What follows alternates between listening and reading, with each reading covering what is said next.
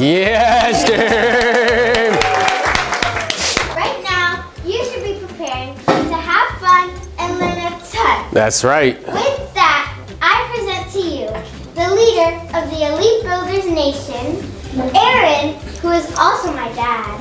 Novello! Let's go! Give me a hug, team. She's like, that wasn't part of the deal, bro. Why are you hugging me in public? That is not what we agreed to. Thank you, Liliana. So I was explaining to the team, Liliana had a choice this morning because she's actually on our payroll. For those who don't know, you can pay your kids and get a tax write-off. So she's on our payroll, and I said, hey, you can either watch Little Sheldon or you can come and present today. And she is my daughter, so you know what her first question was? How much are you gonna pay me? I said, well, I think that's worth a couple $100. Do you wanna do it? And she said yes. So let's clap it up for Liliana again.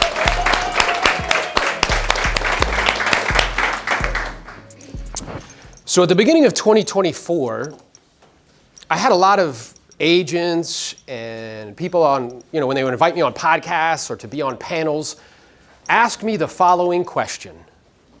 What do you think the real estate market is gonna be like in 2024? Now let me ask you guys a question. What were they really asking me? Okay, what else? Is it gonna get easier? Oh gosh, because 2023 was a little tough. I went from balling on Instagram to making less money than I did previously, right? So I heard in their voices as they're asking me, I hear trepidation, I hear fear, I hear anxiousness, and I hear hope. Hoping and wishing that, how many of you guys have seen countless posts about rates coming down 6 times in the calendar year of 2024? You know what that's called? Wishful fucking thinking. I really hope money becomes cheaper because it makes my job easier. I am tired of writing offers to people and then their financing falls through. Yay. Right? That's really what they're saying to me. Look, Monica's like, yeah, that's terrible. It sucks when that happens, doesn't it? And really what's interesting to me is as they're asking me these questions, I know something. I know that the marketplace does not dictate your income. I know that the marketplace does not dictate your units and volume. Now, I'm aware when I say that, there's the majority of people in here that would probably not agree with that. Now, the question is how do I know that this is true? The same way I know the sky is blue and the grass is green. Well, I started selling real estate in 2006. Does anybody know what the marketplace was like in 2006? Okay, I'm like, was I the only person selling real estate at that time? So does anybody know what the marketplace was like in 2006? It was like 2020, 2021. Like everything flying off the shelf. You could get a loan without having to verify how much money you made. You could just go to a lender and be like, yo, I make 150. They're like, we believe you. Is that fucking insane? Yep. So, and everything's flying off the shelf. Prices are going up 20, 30% every year. Everybody has FOMO. Everybody thinks real estate always goes up in price. And then 2008 happens. And there's a complete financial collapse and meltdown. I don't know if you guys know this. In our county, at that time, there were 20,000 homes on the market for sale. 20,000. 40 to 50% of everything on the market was a short sale or a foreclosure, and prices were going down 20 to 30% every year. I actually sold a property for somebody where they lost $110,000 just to get rid of the property. Yep. Well, what's so interesting about that is from 2007, let's say, to 2012, I grew my business by 25% year over year, did no short sales, no REOs, and at the culmination of that 5-year time frame, I was selling 100 homes a year. You can clap for that. At a time when everybody's telling you this is the worst fucking time to sell real estate. Do you understand that? But here's also something that is like kind of perplexing to me, is in 2006, when it was vibrant and strong and dynamic, I made precisely $13,000 in a calendar year. But wait a minute, Aaron, the marketplace was great. Yeah, but I had an inaccurate assessment of reality. If you're taking notes, write this down. You need an accurate assessment of reality in order to produce a good outcome. I'll say it again. I know I speak fast. You need an accurate assessment of reality in order to produce a good outcome. Does anybody know who said that? No, it's a guy named Ray Dalio. Ray Dalio is like the 23rd richest guy on the planet. He owns the largest hedge fund in the world, Bridgewater. He started it in his garage. Somebody like that speaks, you should pay attention. Now, when I first heard it, I was like, oh, that's cute. That's clever. But the more I thought about it, the more I realized that that was like super profound. So I had an inaccurate assessment of reality, hence the reason why I only made $13,000 in a fantastic market. And I realized like, yo, this can't be the way. I don't know what the way is, but I need to find the way or make the way, right? So what I did to get an accurate assessment of reality, I got access to the best coaches, the best trainers, the best mentors. I spent hundreds of thousands of dollars of my own money to get proximity. Because to imagine you can get proximity to the best and not have to pay for it is immature. Okay? And now I no longer worry about what's happening in the market for myself, for my real estate clients, or for our team, the elite builders. Hey, real quick, if you're an elite builder in the room, when I say elite, you say builders. Elite! Builders. Elite! Builders. That's what I'm talking about. I don't know. Let's do that one more time. That wasn't fucking strong enough. Elite! Builders. That's better. Thank you. So I no longer worry for them. I no longer worry for myself. I no longer worry for our one-on-one coaching clients. What's happening in the marketplace? Because I know there's opportunities in every single marketplace. And everybody look at me right now. You are one relationship away from finding them. Because they're there. Whenever there's inefficiency in a market, somebody makes a lot of money. You need to understand where the inefficiency is. Okay? And I believe that everybody in this room with the right skills, with the right map, with the right understanding of what's happening and why, can accomplish anything I've done in this business, if not more, in half the time. I spent the last 17 years of my career selling 2,000 properties, 80% of that business being listings sold. I started a coaching company with 100 paid coaching clients, 12 of which make over $1 million a year. I own part of an office. I sold it back to participate in EXP, the model and the opportunity. And since then, in 19 months, I've attracted 265 agents to the elite builders. Let's fucking go, team. So what we're going to do for the next 30 to 45 minutes is I'm going to share with you specifically what you can expect in 2024 and why. This is going to help you get an accurate assessment of reality so you can make decisions in accordance with that in your business to continue to get your unfair share, but it'll also help you to guide clients because they're all telling you, I want to wait until interest rates come down. Okay? They're all telling you like, oh, now's not the right time, right? So the more that you're clear on this, the better you can guide. The second thing I'm going to share with you, which is equally, if not more important, is where the opportunities are and what you need to be doing and why so you can get your unfair share of real estate business in the calendar year of 2023. Who's up for this? Say aye. Aye. I'm sorry, I'm in the right fucking room. Who's up for this? Say aye. Aye. Okay, because listen, high energy equals high income. I'm going to say it to you again. If you're showing up in life like this, aye. You make no money. Okay? High energy equals high income.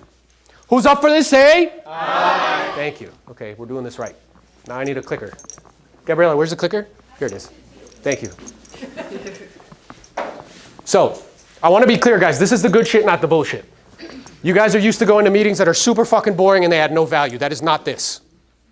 Okay, pay very close attention. Take notes, because you will get something here that will definitely make you money. So what is the accurate assessment of reality for the real estate market in 2024? Well, 90% of all homeowners have mortgage rates that are less than 6%. I'm going to say it to you again, not because you didn't hear me, but because it's important. 90% of everybody that owns a home right now have mortgage rates that are less than 6%. 82% have rates below 5%.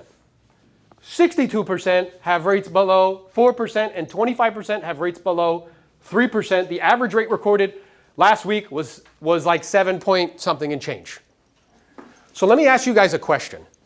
You guys will shop on Amazon for 2 hours to save $50. Why in your life are you imagining that people who have 6, 5, 4, 3 interest rates are going to raise their hand and be like, I want to cash that in for a higher one? Does that seem mature? You guys notice the energy in the room? It's like, well, all my post says it is. Do you see what I'm saying? Does this reality change when we went from December 31st of 2023 to the January 1st of 2024? Did that change? No. Just because I post about it doesn't mean it changes. Okay? So what this means is that all of these people, unless they have a very what? What does the word motivation mean? Motive to take action, a reason to fucking do something. Unless they have a very powerful reason to do something, are they going to be willing to cash in their low interest rate? No. Of course not. Would you? No. I'm sorry, louder? No. Then stop posting about it trying to convince people to do it. That's dumb. Right? It's immature. They have to have a compelling reason. But this reality hasn't changed, which means what can we expect for inventory in 2024? It's going to stay what? Low. I'm sorry, again? Low. Guys, you need an accurate assessment of what? Reality. What is this? Reality. Oh man, you guys are with me. This is good. This is good. Okay. So the logical conclusion is that we still will have lower inventory. And will more people put their homes on the market this year than last year? No. That's not a realistic expectation. So we can expect continued low inventory. Everybody with me? Okay. This next one is how inflation, interest rates, and how it affects demand. I believe that only 2% of the US population actually understands what inflation is. Because if they did, they would do different things with their money. Okay? So I'm going to give you a little education on how this works. Because I find it comical that agents who have to get a 75 on a test, have $1,000 and not be a felon yet, are all of a sudden economics fucking majors. Like, really? That's unbelievable. That you're now going to give me advice on this when, like, you don't understand it at all. But hopefully after this you will. So let's understand the way inflation works and how it's tied to rates.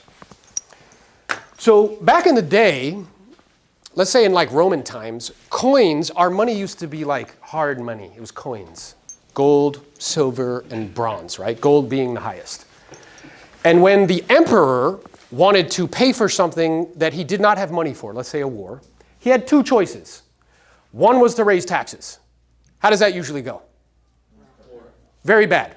And at those times, you might get killed.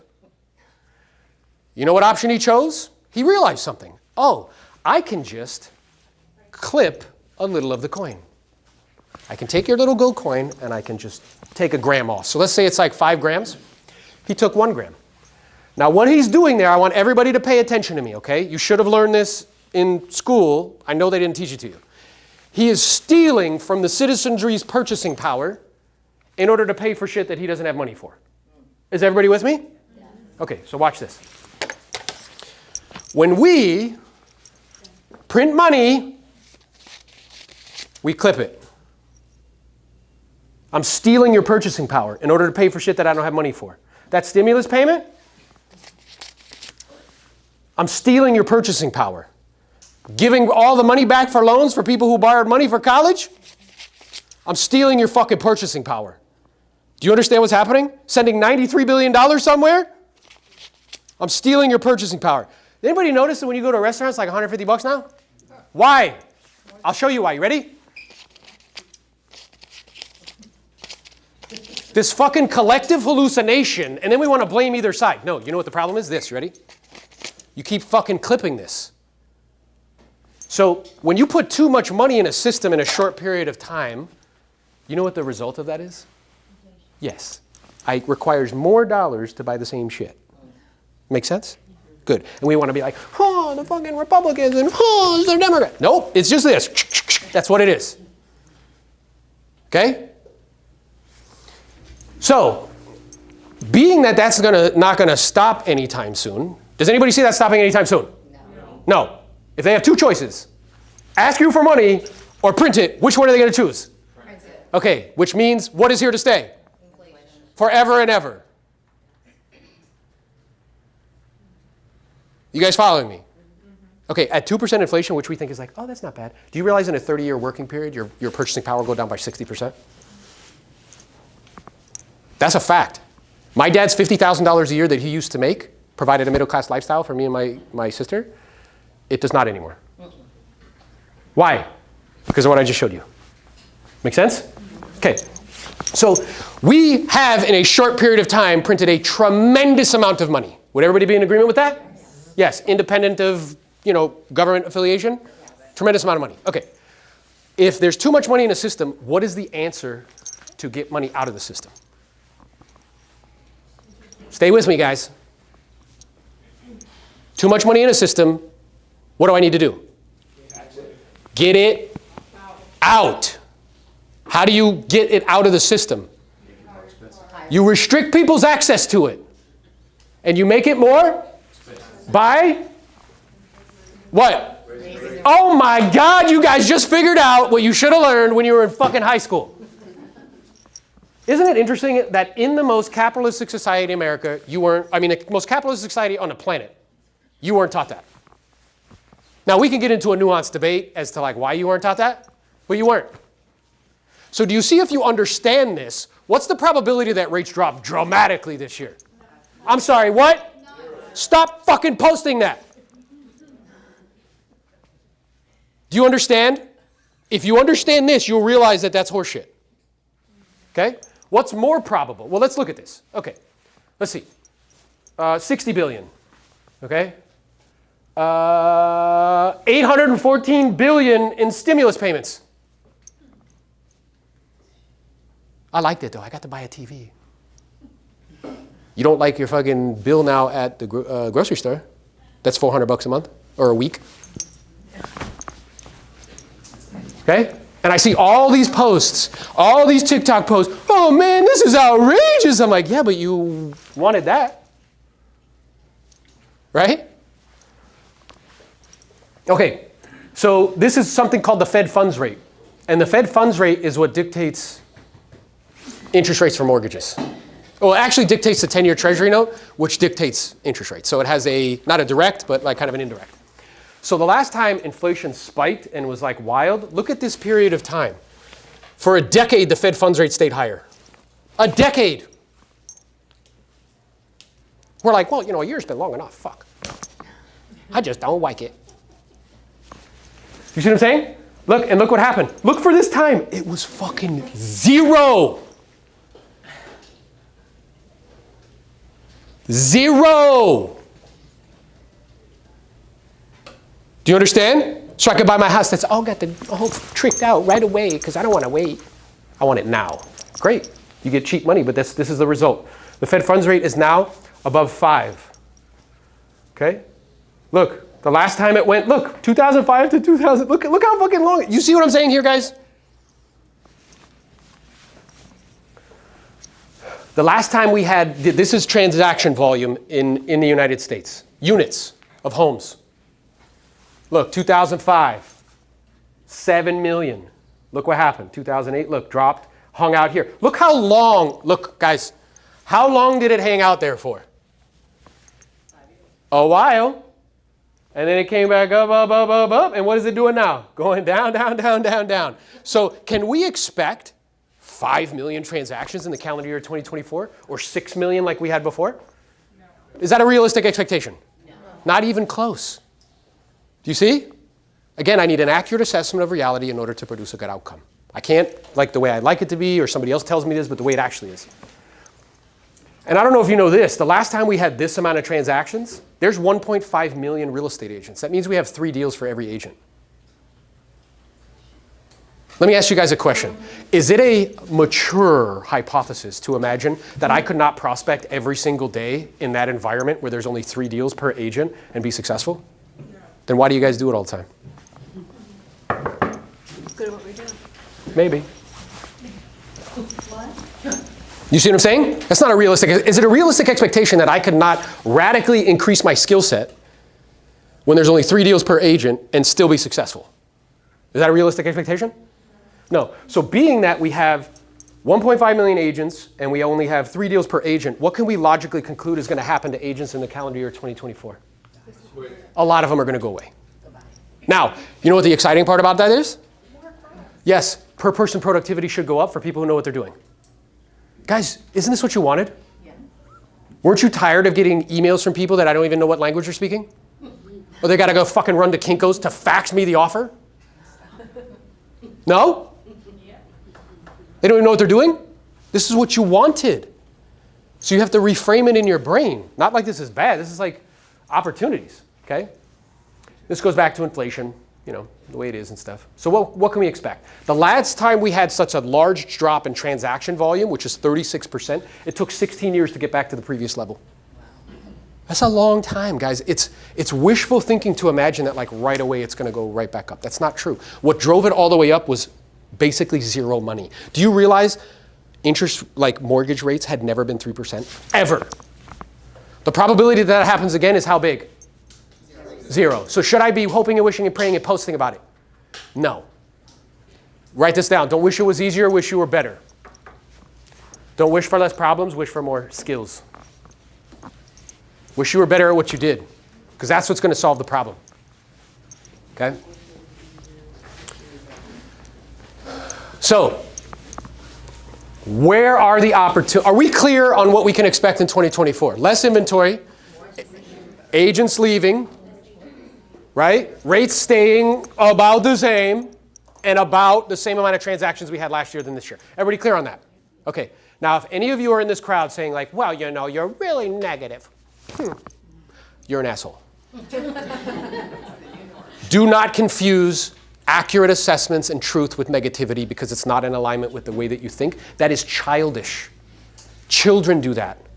When you tell a child something they don't like, what do? Oh, I'm going to tell my mommy. Does that work when you're an adult? Is it going to change any of this shit? No. Resist the urge to be fed. You know how baby birds feed, you know how mama birds feed baby birds? They go out and hunt, find the food, chew it up, and spit it in the baby bird's mouth. Secretly, if we're not careful, that's what we want. I want somebody just to go do it for me and spit it in my mouth. It's easier than me go fucking getting it and becoming a hunter. Okay? So, where are the opportunities and what should I be doing? So if there's going to be a big attrition of agents, prospect. In 2022, you didn't have to prospect diligently to make money. When you have twice as many agents as deals, prospecting is not an option. I don't care if you're doing it to your past client centers of influence, if you're doing events for past client centers of influence. I don't care if you're posting on media. My preference would be going directly to people because this is a people business. I spoke to 7,000 people one year. I got 142 to say yes. It's 2%. 142 times 8,000, do the math. It's $1.1 million. To get 6,000, what is that, 840 no's, or whatever it is. Okay? So it's not an option. That's an opportunity if there's less people, if there's people leaving. Does that make sense to you? Okay. I prospected 2 hours a day, 5 to 6 days, 2 to 3 hours a day, 5 to 6 days a week for 17 years. I want you guys to really pay attention to what I'm about to say. That one activity allowed me to retire from selling real estate at 42 years old. Retire. Like a football player. Play for 17 years and just retire. One activity. Sit. Simple, not to be confused with easy. Minimum standard, 20 contacts per day, 5 days a week. I'm curious, this only works if you're honest. Okay, no shame here, we're all friends.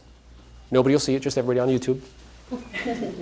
How many people honestly make 20 contacts a day, 5 days a week? Yep, everybody here is independently wealthy apparently. Everybody here has too much money, apparently. Huh, interesting. Okay. Where else is an opportunity? Again, if all of these agents are going to be leaving, my skill set, this is my opportunity to get market share. I grew my business by 25% year over year. I went from 17 transactions to 50 to 75 to 89 to like 92 to 100 in the worst market possible. Why? I was making myself more valuable via skills. Okay? I was having a conversation with someone and they were saying to me like, yeah, you know, my home's been on the market a long time and it's not selling. And I'm like, okay, well, I know why. Okay, It's priced too high. You ready? Ta-da. It's the fucking answer. But it's so hard for homeowners to accept that. You know why? The vast majority of them have almost all of their net worth tied up in their house. Hey, you ready? That's the reason why. So because of that, how do they treat it? My precious, ooh. It's very difficult to look at it like a commodity that's bought and sold. They'll be like, well, you know, I have ducks in my backyard and I feed them. That should be worth like $20,000. I'm like, no, that's not how that works. I just replaced the doorknobs. That's a good 15,000. I'm like, no, that's not how that works. Is it a skill to help somebody to self-discover that they're unrealistic in their expectation? Yep. Notice everybody's shaking their head. Let me ask another honest question, okay? How many people role play twice a day, 5 to 6 days a week? You all have too much money again, apparently. Do you realize that is a complete money-making skill? I listed 100 homes. I did 100 transactions 1 year. 75 were all expired listings. Tell me why all those expires didn't sell? Period. Not their fucking buyers in Venezuela. Not their fantastic marketing program. Hey, here's a newsflash, guys. You ready? We all use the same photographers. Sorry. I know we live in a time where everybody wants to be special. I'm going to tell you something right now. You're not that special. Here's another little secret. You ready? No. You all do the same thing. You know what my skill was? I help people self-discover a price. And because of that, I made $1.1 million a year. Ready? Hey, if that's the case, wouldn't it make sense to spend time trying to learn that skill? Yeah, but why don't we do it? Lazy. Okay, maybe. I don't think that's why. Yes? Exciting. Rejection. What else? It's not exciting. Okay, it's not sexy. What else? Fear. Fear of what? Failure. Fear of exposing your own insecurities. Yeah, or fear of realizing like I'm not as smart as I am, as quick as I am, as cool as I am, as skilled as I am. But here's what I need you to know and understand, is that the only way you grow is by making yourself uncomfortable. Ta-da. You know, me and Jose do a role play. It's free on Wednesdays. Jose did $2.3 million last year in gross commission income, okay? He knows what the fuck he's doing. I know what I'm doing. It is free. And people can step up and ask us questions and role play with us. How many people do you think do that freely and willingly without being called upon? 5. Why? It's fucking free. Why? What stops them? Fear. I don't want to look what? Dumb. Hey, let me, do you know why this happened? Because you all sat in classes like this and you got punished for making mistakes. I need you to understand, it's a shame, because that's how you fucking learn, is iteration. I didn't come out of my mom's womb knowing how to get a seller to self-discover price. You know how I did that? Nauseating, disgusting amounts of practice and being willing to fail over and over and over again. Do you know this media thing we're doing now? I was not good at it at first. Okay, I had 42 episodes of a podcast with 200 subscribers. Most people would stop. I showed Nate in the back. This month, we had 287,000 views on YouTube. 11,000 hours of watch time in 28 days. Because I kept what? Doing it. And I look back 8 months ago, I'm like, oh, that's fucking terrible. If you are not embarrassed by your first attempt, you waited too long. And what's so interesting is we keep telling ourselves a story like you have time. What do all you guys think is middle age? Yesterday? No, tell me. What number? What number comes to your head middle age? Tell me. 35. How old? 55. Okay, 50, fine. So let's say people say 50 because they assume they're going to live to be? Okay, I need you to understand statistically, like 8% of the US population lives to be 100. So while that's possible, it is not probable. You know what's more probable? Is 75, because that's the average. Yeah, sorry. Hey, that's part of the deal. When you go, oh, there's going to be a day where you go, oh, that's it. It's part of the deal. I know we all try to convince ourselves otherwise, but that's the way it fucking works.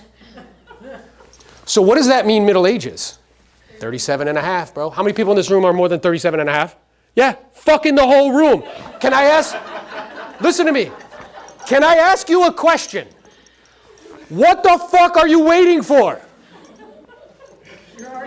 It's delusion. Guys, listen to me. It's delusional. What are you waiting for? Like, didn't we just talk about this? Go after what you want.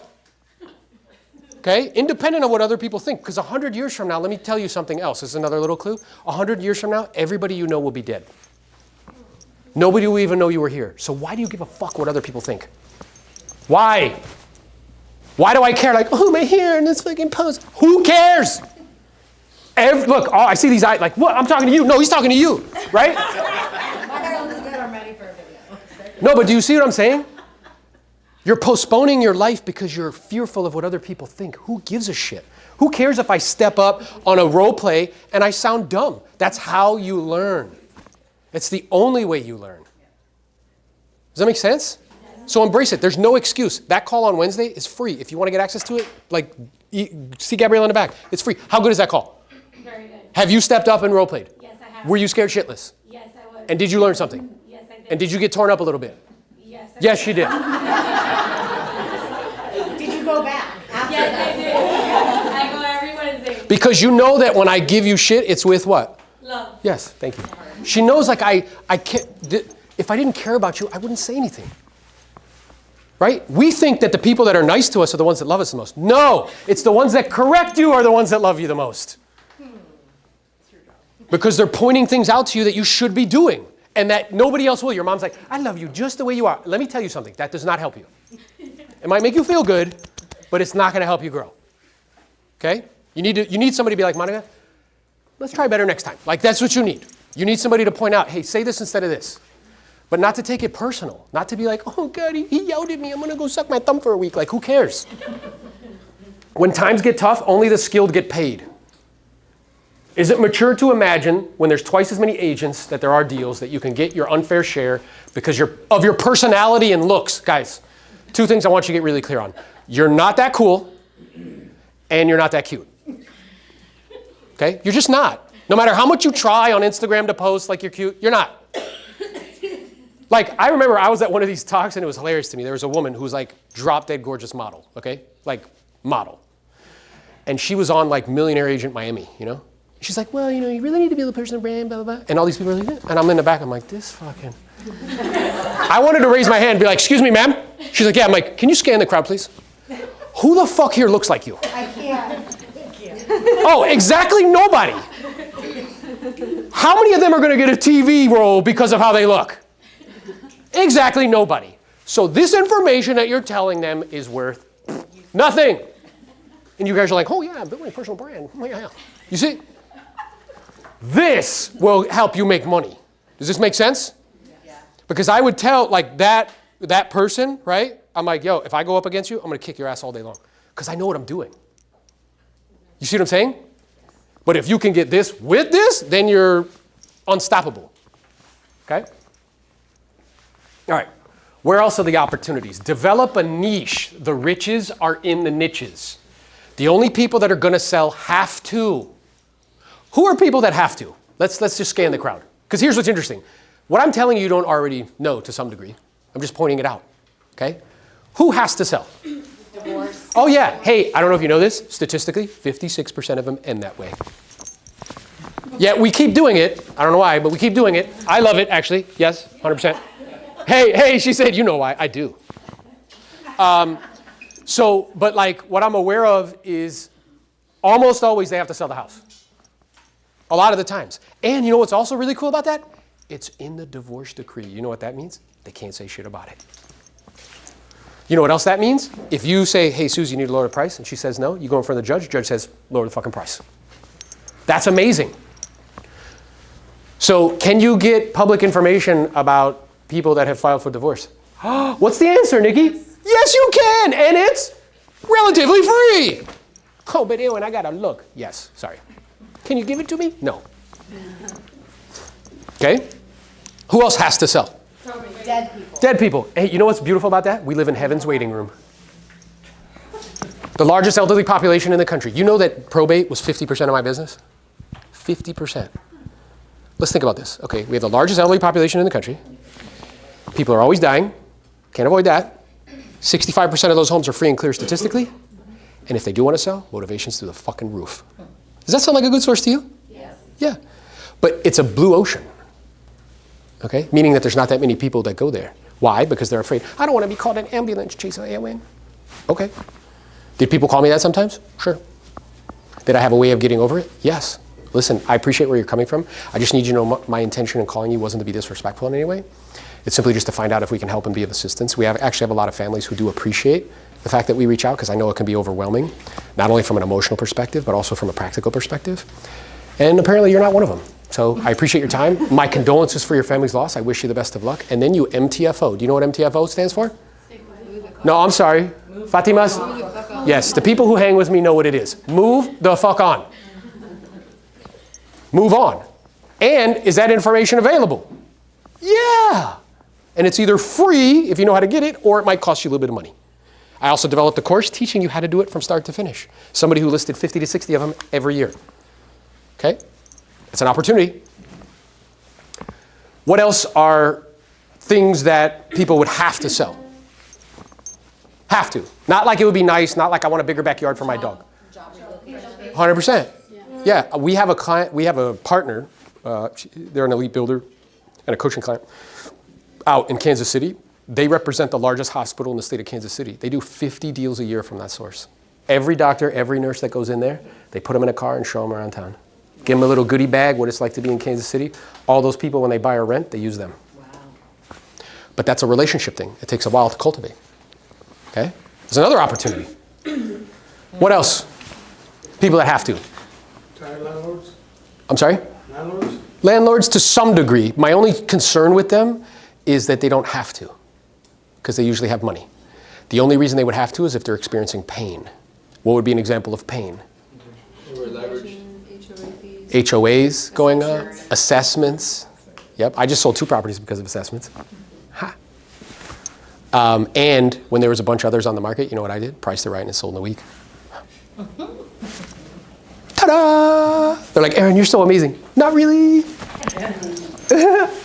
So, yeah, assessments, or they have a fluctuating interest rate. And now it went up and there's pain. They're like, fuck, I'm losing money every month? Then, maybe. I'm curious, people who have liens against their property, is there a possibility that they could have some sort of life event? Yeah. People that are behind on payments 90 days. So let me ask you a question. Are you becoming very clear where the opportunities are? Yes. Why are you still looking amongst like everyday people? Yes. Also, people took out the equity lines when the rates were lower. Yeah. And then they realized now those payments are still coming and they don't have the money to pay those off. That's a perfect example. They max themselves out. Great, I appreciate that, Nikki. And what's also true is that title companies will give you lists of those people. Do you realize title companies, you could call them up and be like, yo, pull me a list of everybody who refinanced from 2020 to 2022. And they will. And then you know what you have to do? Call them. Pick up the phone and call them. Yay! You see what I'm saying? That's how that works, right? So my suggestion is, again, pick a niche. Mine was probate. I share with you the reasons why. If you have interest in that, we have a course on that. Just ask me about it or DM me the word probate on Instagram. Okay, the next place where there's opportunities to get people to raise their hands is cash offer programs. So all of these big like companies like Zillow, Redfin, like all these companies, they all have cash offer programs. How many people have seen a billboard, somebody saying, I will buy your house cash? Why do you think they do that? Who wants to tell me? Okay, possibly. That's one reason. I'm sorry? Makes their phone ring. Why? Someone's like this might be getting divorced, might be behind, and say, hey, I just want to sell. How interesting. Now let me ask you a question. Statistically, how many times do you think people accept the cash offer? They don't. It's going to be less than what they want. What these cash offer programs will tell you, between 2 to 5%. Wow. So do you know what they have now? Those other 95% Listing leads. that they sell back to? For 30 to 40%. And you guys are like, thank you so much. Do you understand? Do you see what's happening? Do you know why that's happening? It's because you're unwilling to spend any money. Ta-da! You think the answer is being at a flat fee brokerage where you don't have to spend any money. Ta-da! And because of that, you stay fucking small. Wait, you ready for this? Ta-da! That's what it is. Do you know that you can create your own cash offer program via a third-party vendor who does it for you?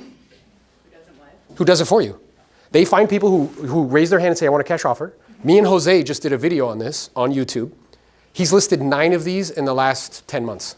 His average commission in California is $22,000 bucks. Wow. He's also bought one and made 80. Yay! Hey, let me ask you guys a question. Is there any shortage of money on planet Earth? I'm sorry. See, this is interesting. Is there any shortage of money on planet Earth? No. I'm just here to tell you there's not at all. What is the barrier to it?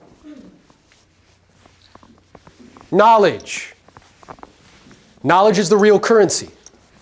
You justify paying 30 to 40% referral fees. Let's think about this. If your commission is $10,000 bucks, you will pay $3,000 for a lead. Do you know how you justify it? Tell me how you justify it. What? Because it's coming out of commission that I earned. Do you realize you could have bought 10 leads for that and listed 3? What stops you? Poor mentality. 65% of us grew up in families that lived paycheck to paycheck. That was me. Okay? So you heard things like money doesn't grow on? Trees. Eat all the food on your? Plate. A penny saved is a penny, which is horseshit because it's a penny. And if you want to do something, you have to do it yourself. That is shitty advice. So this thinking stops you from doing something like this. Doesn't stop Jose. He makes $150,000 a year from it. Part of that gets him to the 2.3 million. Does this make sense? And this is the link if you want to check it out. Okay? It's on a bidding system. Whoever bids the most for the lead gets the lead until their lead spend stops. If the leads aren't good, you can tell them and they take it back. You call them and there's a way to approach it. You don't approach it like an agent, like, hey, I can get you more money. It's more like, I'm going to buy it. I'm going to make you an offer. And if you ask us, we'll send you the video of me and Jose walking you through of how to do that. Again, the majority of them aren't going to accept the cash offer. And then you can be like, well, here's what he did, which was genius, is once he realizes through asking them some questions that they actually want retail. Because how many are going to want retail? Almost all of them. Well, I mean, it seems like you really want retail. So what I would suggest to you is that if you have an agent that you know and trust, call them and tell them to come over and list the property. Now, immediately, all you guys are like, what the fuck? Why would he tell them that? Let me ask you a question. If somebody said that to you, immediately, what would you think of that person? Trustworthy. Yeah, honest and trustworthy. You see? Wait, we'll get to there. Honest and trustworthy. Then what he says to them is, okay, and what's also true is if you're open to it, I'm also a licensed real estate agent in the state of Florida, and we've sold for him $83 million in real estate in the last 12 months. So we can help you with that. Are you open to working with me in that capacity? He got 9 to say yes. Average commission is $22,000. See how that works? Yes. Let's say I wrestled with an appointment to go list a property. Yeah. You're the seller. And I'm a potential listing agent, or hope to be, and you turn around and tell me, well, Jerry, I like you, you're a nice guy, you seem to know what you're doing, but my girlfriend, cousin, my uncle, they're a real estate agent, and I want to go with them. Yeah. What would you say to that? Yeah, so this is like, I see where you thought of that. It's not in direct alignment with like what we were just talking about, but like in that instance, what I would say to them is like, look, I understand everybody has a real estate license. You know, everybody and their grandma has one, it seems that way. And I know that ultimately for you, this is a business decision. It's really about who can help you net the most and do it quickly and efficiently. And as such, it usually makes sense to get more than one opinion, just to make sure you're making the best choice. I mean, do you think that would be helpful or useful in this instance?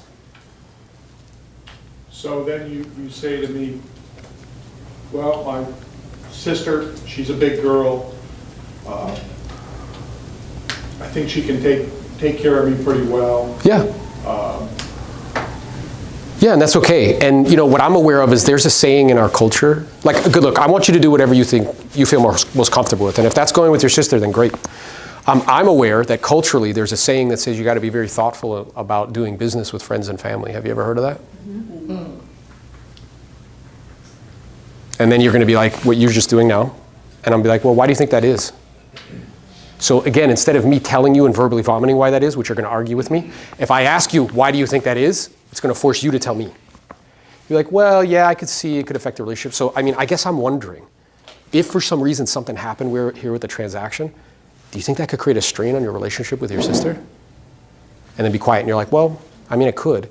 So let me ask you this. What if we could come up with a win-win proposition where your sister participates in the transaction, you preserve familial harmony, you get the service and results that you deserve, and you get the home sold. Is that something you'd be open to? Yes. Okay, well here's what we've done in the past. Because it's not uncommon, again, everybody has a license. And the majority of agents, I don't know if this is your sister, they have a license, but they don't do like a lot of transactions, right?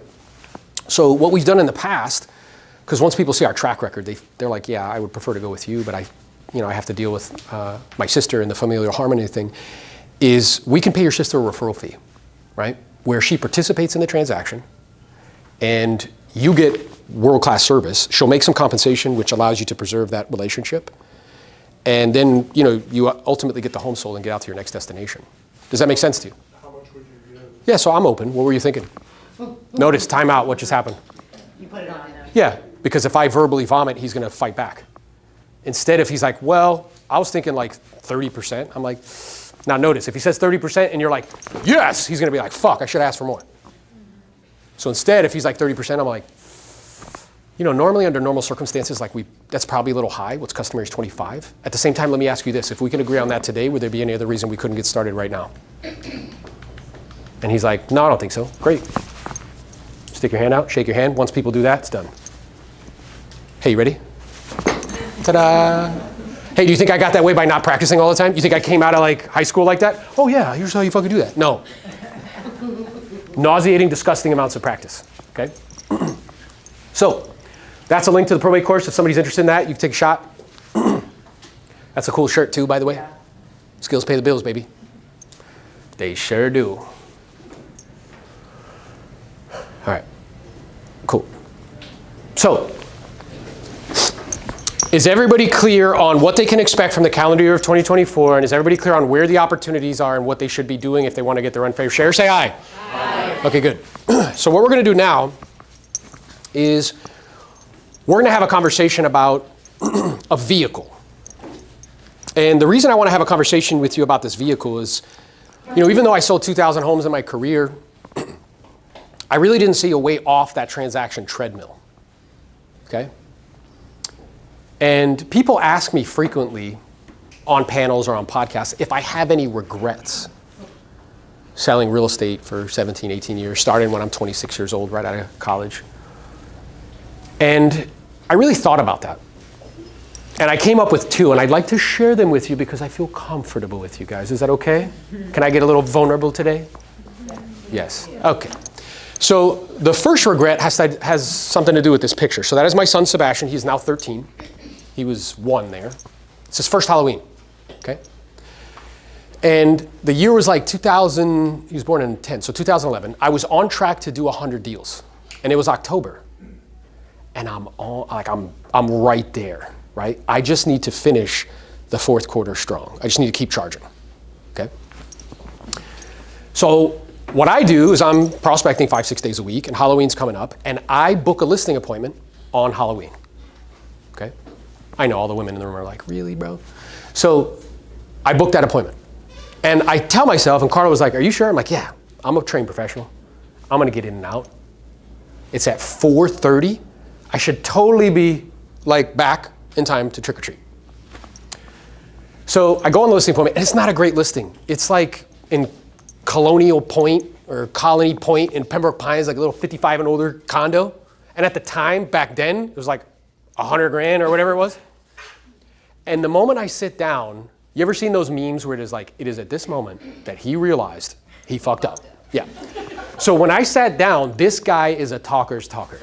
You know the kind that like talk for like 30 minutes and don't take a breath? Where you're like, huh, and he's like, nope, not done. And I find out as he's continuing to blab and tell me his whole life story, he's a retired negotiator for unions. And I'm like, fuck. This is somebody whose identity is completely wrapped up in negotiating, okay? So I'm like, all right, we're just gonna push through this. I gotta get back for Halloween. I do the presentation, we come to the commission. I'm a trained professional, and I'm like, what were you thinking? And he's like, what were you thinking? We do that for like 40 minutes, okay? It's dark out now. I've been there for like an hour and a half, an hour and 45 minutes. And out of frustration, and truly I was just pissed, I was mad, I just got up and left. Now, what's interesting though, is that I didn't get the listing, and I also did not attend Sebastian's first Halloween, because you will see here in this picture, that is Carla, that is my mom, that is Sebastian, and who's missing? You. Me. Because the thing we don't talk about in this industry is that traditional success is working 70, 80 hours a week. Period, end of story. And because of that, you're gonna miss out on other things, okay? The second regret that I have came more recently. You know, on a coaching call with a coach of mine. Coaches have coaches. I have like 4 coaches in my life. If you're not being professionally guided in some way, I think that's a mistake. You're one relationship away from changing your family tree for the rest of your life. My family of origin lived paycheck to paycheck. I do not. That is because of relationships. Okay? My intention is to be that relationship for as many people as possible. So on a coaching call with Lars Hedenberg, who's one of our senior partners at EXP, he would start our calls in a very interesting way that I wasn't accustomed to, okay? Even though I've been coached since I'm 26 years old. He would say, hey, give us personal wins and professional wins. Now, as a hard charger, how long do you think the list was for professional wins? I'm like, yeah, bro. Like, let's go. Boop, boop, boop, boop, boop, right? And I would stammer and like just grasp and grope for personal wins, okay?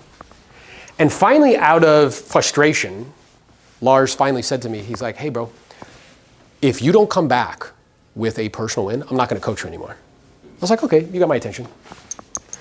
So I'm focused, looking for personal wins.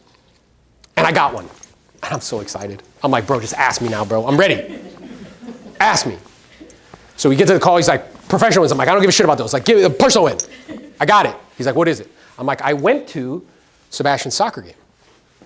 Now, to put that in the context, the year previously, I went to exactly one of Sebastian's soccer games. Reason being is they were at 4 o'clock in the afternoon.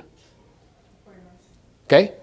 Which would mean I would have to stop what I'm doing at 3:15, drive, watch the game, and then not be back till like 5. The day's done. Can you list 150 homes a year doing that? No. So I'm like, I went to his game, and I playfully told Lars, here's what Sebastian, his reaction when he saw me. He was shocked. Okay?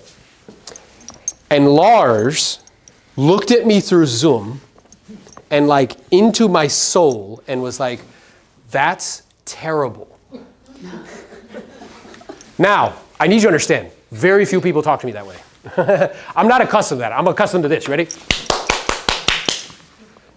And I don't know if you ever got the wind knocked out of you, but that's what that question was for me. It's like he punched me right in the stomach. And it really made me like really evaluate what I was doing. And you know, in my early 40s, I was like, yeah, like I've learned how to sell real estate in high volume, but there's got to be another way, right? Because a lazy mind's answer is just to work harder. Listen to what I just said to you. If you came from families that live paycheck to paycheck, their number one strategy is hard work. Let me ask you a question. Over 30 years, how has that served them? Not fantastically well, because there has to be additional strategies to that. Hard work is the barrier to entry. But I need leverage, and I didn't know what it was. I'd been exploring. I owned part of an office. I thought that was it. And then I looked behind the curtain. I'm like, there's no fucking money here. Ha-ha. Ready? Like this. Ha-ha.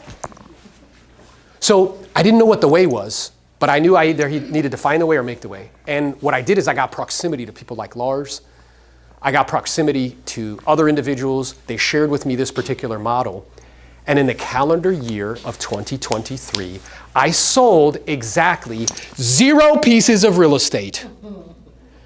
I missed only 1 of Sebastian's soccer games. And what's also true is because of that pivot, I am completely financially free and independent. I do not need to work for money. I'm sure you guys are used to coming to meetings if you haven't come to one of these meetings that are very boring. You want to fall asleep 5 minutes in. This is the good shit, not the bullshit. Okay? People who teach mindset do that because they can't teach tactics. So we're going to talk about tactics today, and we're going to talk about ways of thinking. I have the good fortune, I coach 100 agents throughout the country.